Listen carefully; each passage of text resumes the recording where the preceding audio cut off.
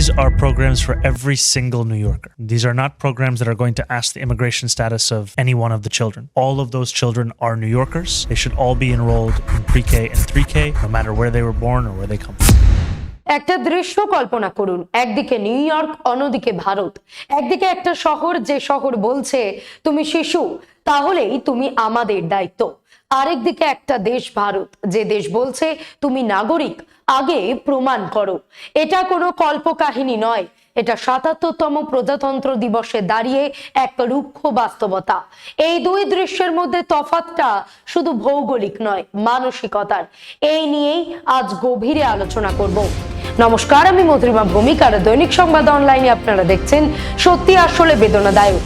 কি বলেছো অমর্ত্য সেনকে? নোবেল জয়ী বলছে তোমার বাবার থেকে মায়ের বয়স ক বছর কম ছিল? 15 বছর। অমর্ত্য সেন জন্মেছেন কবে? আজকে তার 90-এর ওপর বয়স হয়ে গেল। তখনকার দিনে কি হতো?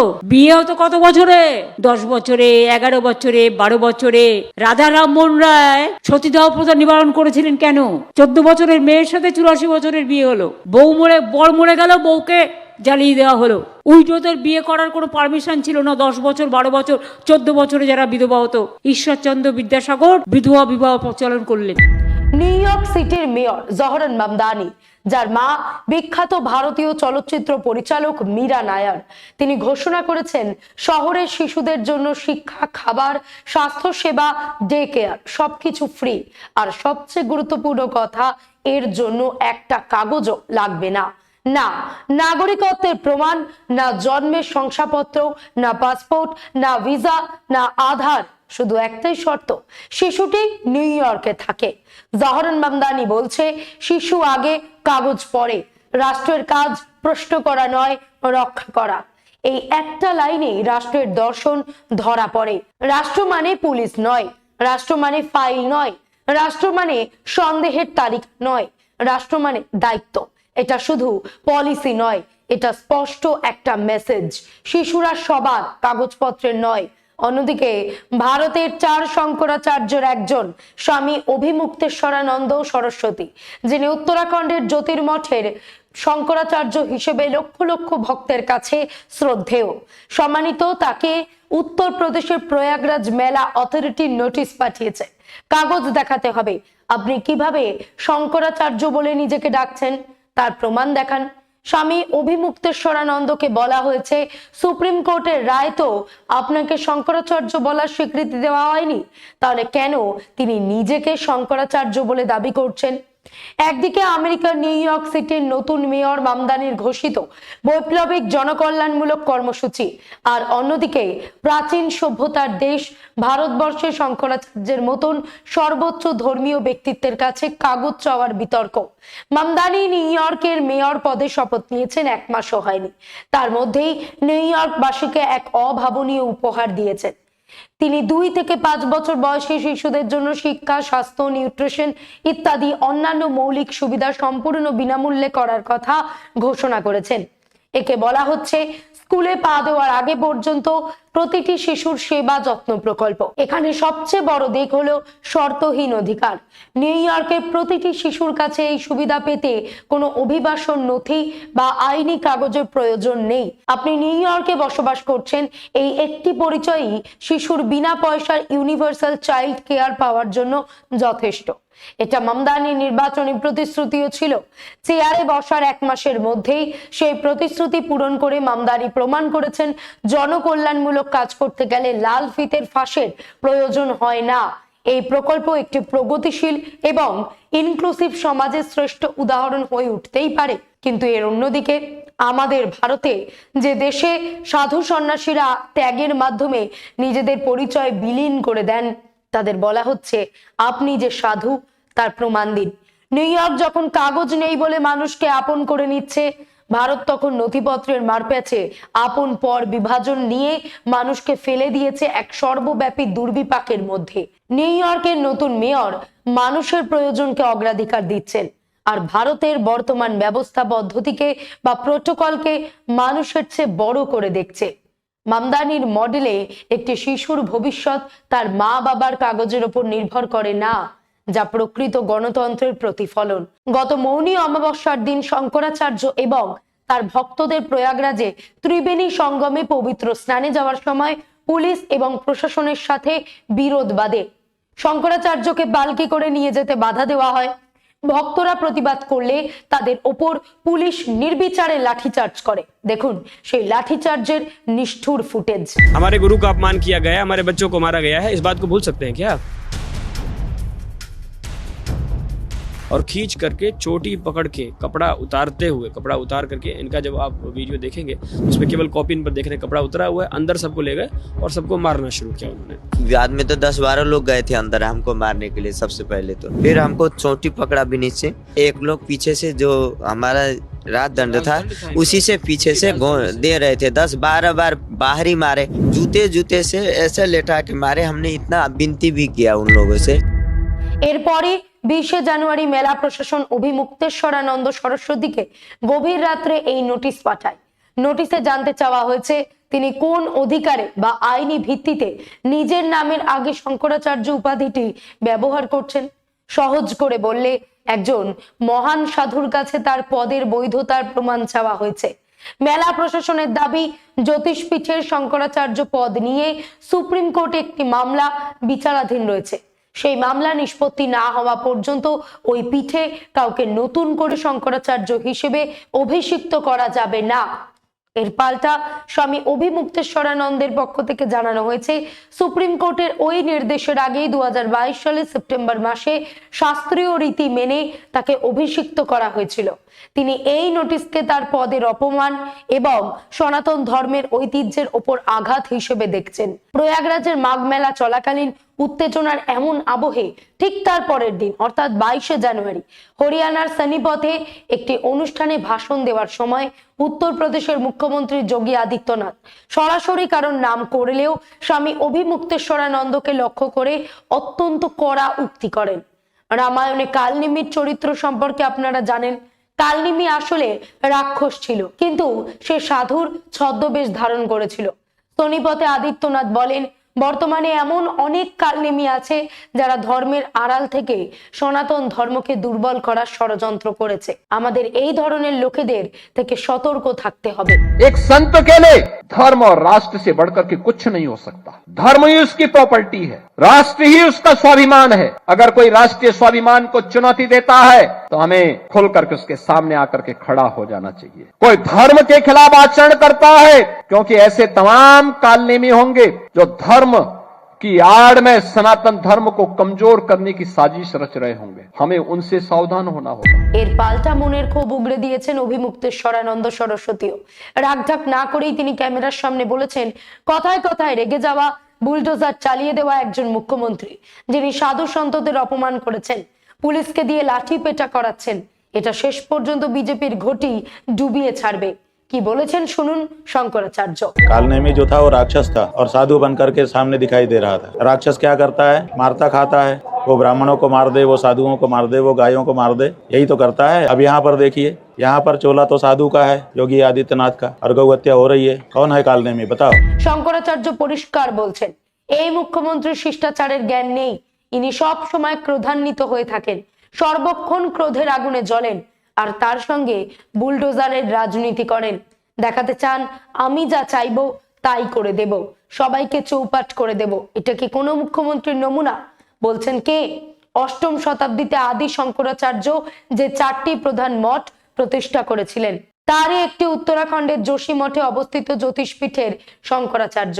তিনি ছাড়া বাকি 3 জন শঙ্করাচার্য হলেন পুরীর গোবর্ধন মঠের স্বামী নিশ্চলানন্দ সরস্বতী, কর্ণাটকের শৃঙ্গেরি সারদা পীঠের স্বামী ভারতী তীর্থ, গুজরাটের দ্বারকায় সারদা পীঠের স্বামী সদানন্দ সরস্বতী। দ্বারকা পীঠের শঙ্করাচার্য এই ঘটনায় স্বামী অভিমুক্তেশ্বরানন্দের পাশে দাঁড়িয়ে সরাসরি পুলিশি আচরণের নিন্দা করেছেন।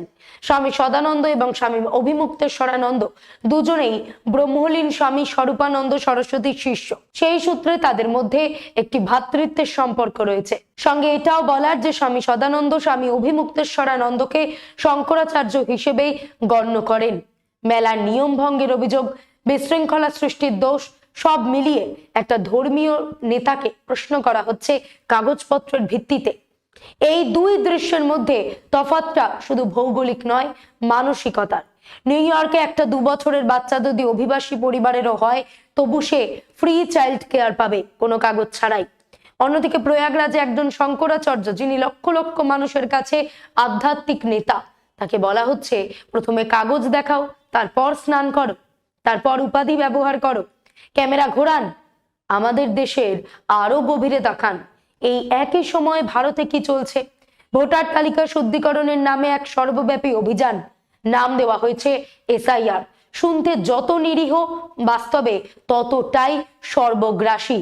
এই প্রক্রিয়ার নেতৃত্বে যে সংস্থা, নির্বাচন কমিশন, তাদের রাজনৈতিক প্রভুরা সকলে হিন্দুত্ববাদী স্ট্রং ম্যান, যারা দিনের পর দিন মাইকে দাঁড়িয়ে বলেন হিন্দুরা বিপদে, সনাতন বাঁচাতে হবে, ভারত হিন্দুদের দেশ। আজ সেই ভারতেই একজন শঙ্করাচার্যের কাছে প্রশ্ন করা হচ্ছে, আপনি কে? আপনার পরিচয় কি?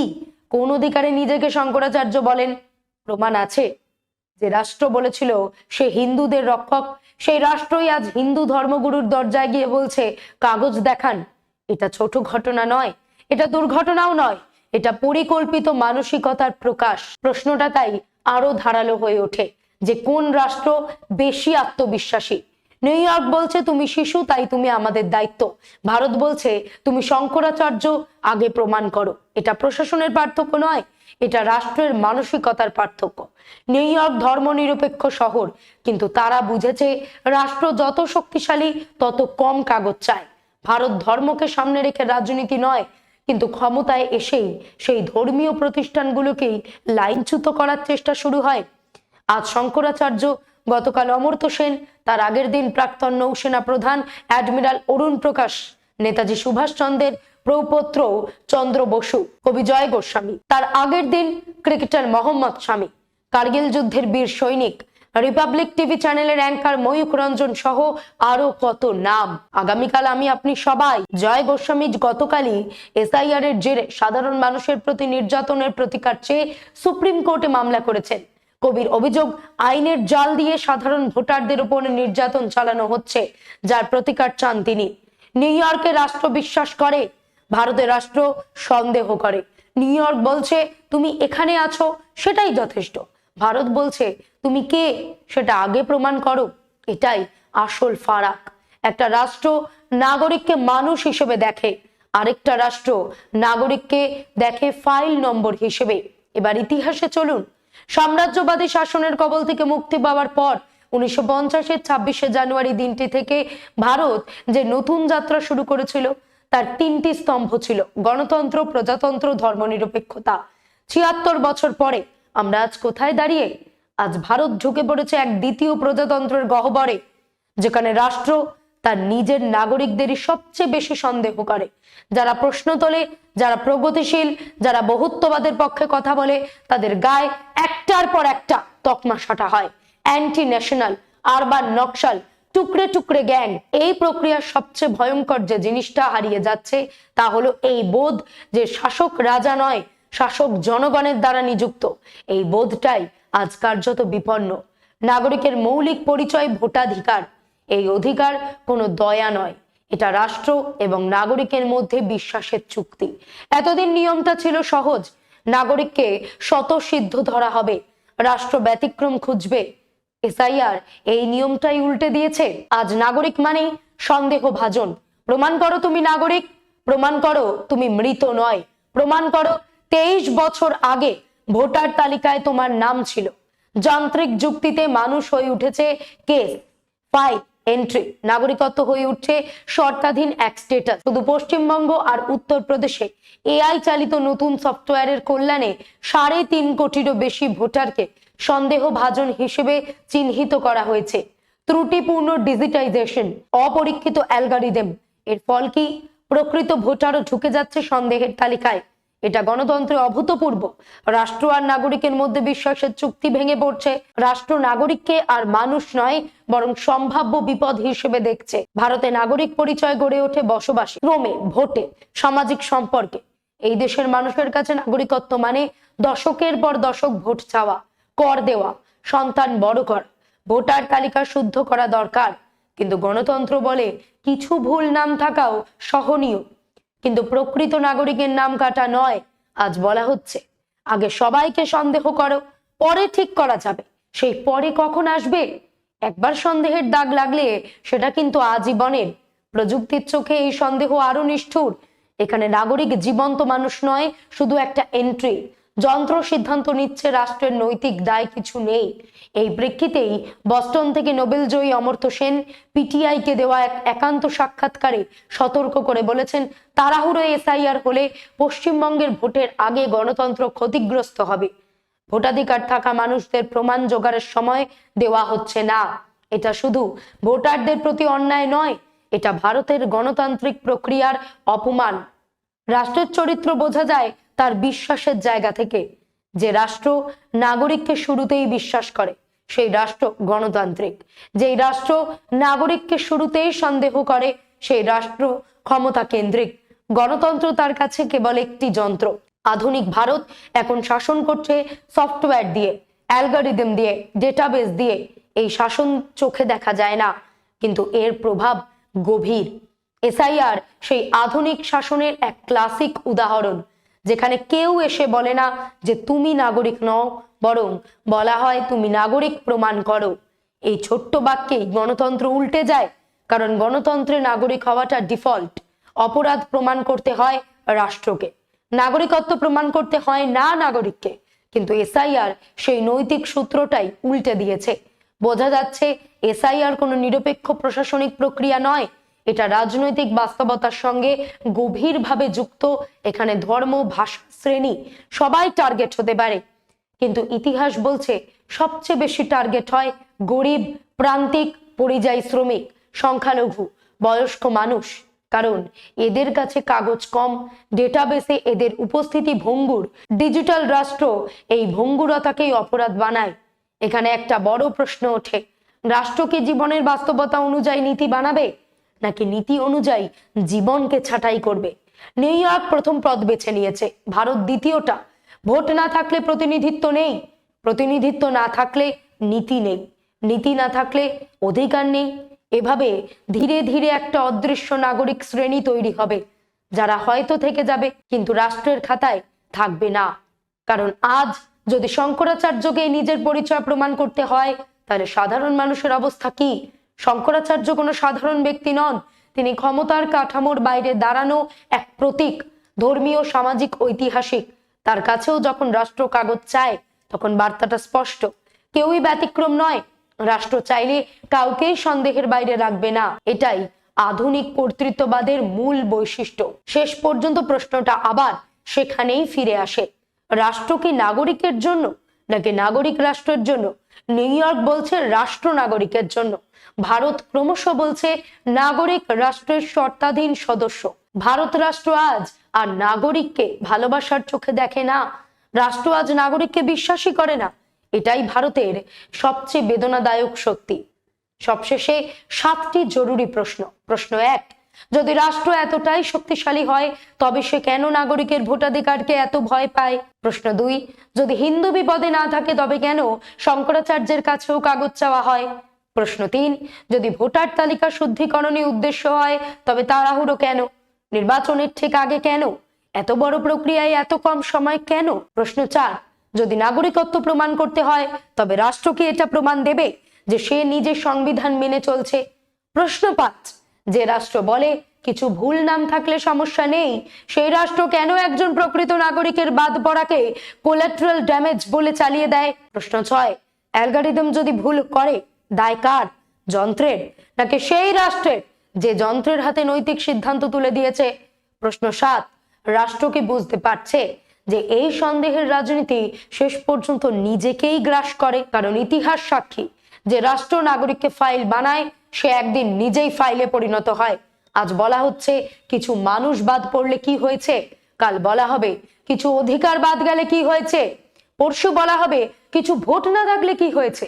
এইভাবেই গণতন্ত্র মরতে থাকে, কোনো একদিনে নয়, ধাপে ধাপে, নীরবে।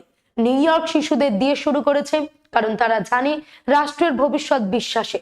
ভারত সন্দেহ দিয়ে শুরু করেছে, কারণ শাসক জানে ভয় থাকলে প্রশ্ন কম হয়। আমরা কি সেটাই মেনে নিচ্ছি? আজ এই পর্যন্তই। এমন আরো বিষয় জানতে অবশ্যই সাবস্ক্রাইব করুন, লাইক, কমেন্টে শেয়ার করুন। দেখতে থাকুন দৈনিক সংবাদ, শুধু না আমি যথেষ্ট।